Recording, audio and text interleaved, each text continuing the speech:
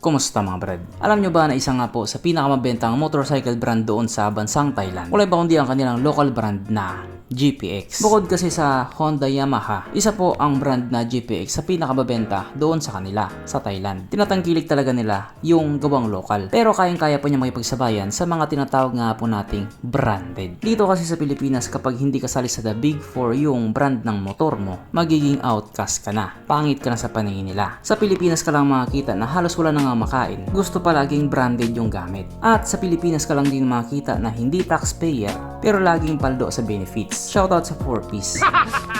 At ito na nga po yung bagong labas nila ng motor. Yung bagong labas ng GPX. Ito na nga po ang GPX DZ3 Plus. So bali ito nga po yung upgraded version ng GPX DZ3 na kung saan nga po makikita natin talagang napakaangas niya. So natingin parang nga po itong upgraded version ng Honda PCX. Parang ganun lang yung atake niya. Mabuti pa nga yung Thailand may sarili na silang brand ng mga motor. Samantalang dito sa atin nagtatalo-talo pa sila na made in Philippines ba or made in China yung Rusi. Isalin na rin natin yung Euromotor. Dito nga po sa bagong GPX DZ3 Plus, talagang sumasabay na siya doon sa mga top of the line. Yung specs at mga features niya talagang hindi na rin basta-basta. Puro na rin pang malakasan. So balito nga po ay mayroong 278.2 cubic centimeter engine displacement, 4-stroke single cylinder, single overhead cam with 4 valves. Fuel injected at ito po ay naka-liquid cooled. Pagdating naman po sa kanyang power, ito po ay merong 24.1 horsepower at 8,250 RPM, 24.5 Nm of torque at 6,250 RPM. At ayon nga po sa mga tayo na tumesting dito sa motor na ito po ay kayang tumakbo sa bilis ng 157 km/h.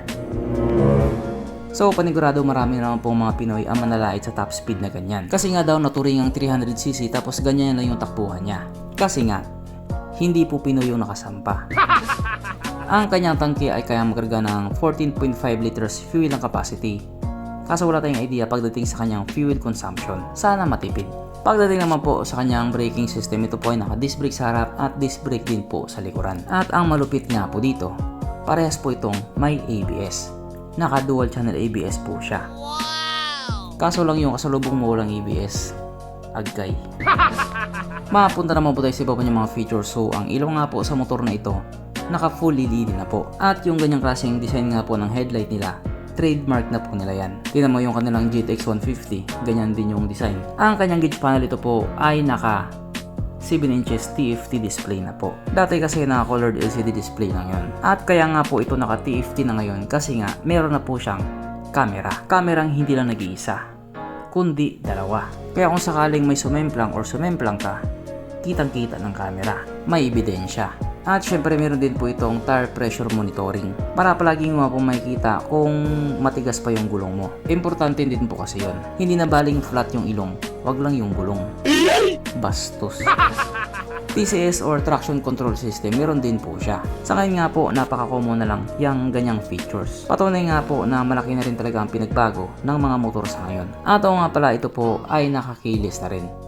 At bukod nga po doon, kahit naka-keyless nga po siya or naka-smart key, meron din pa rin po siyang susi na nakatago nga po sa gilid ng kanyang remote for emergency purpose only. Kung sa bagay, kahit hindi nga emergency, pwede mong gamitin yan. At nandito na nga po tayo sa exciting na part, ang kanyang mga suspension. So sa harapang bahagi nga po, ito ay ginamitan ng telescopic fork. At sa likuran naman ito po ay gumagamit ng dual shock absorber na ayon nga po sa mga taong nakagamit sa motor na ito, maganda ang bounce.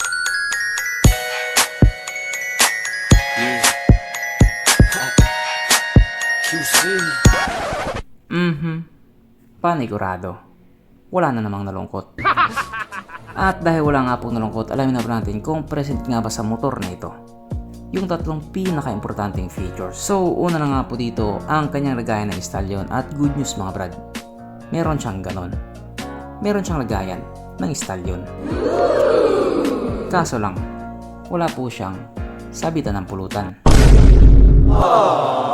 At oras na nga po para sa ating ride horse check ang pinaka-importanting feature sa isang motor. At ayon nga po sa aking masusing pag-aanalisa, ang motor na ito ay kayang magkarga ng isang kahong red horse at kasya pa isang kahon sa kanyang underseat compartment.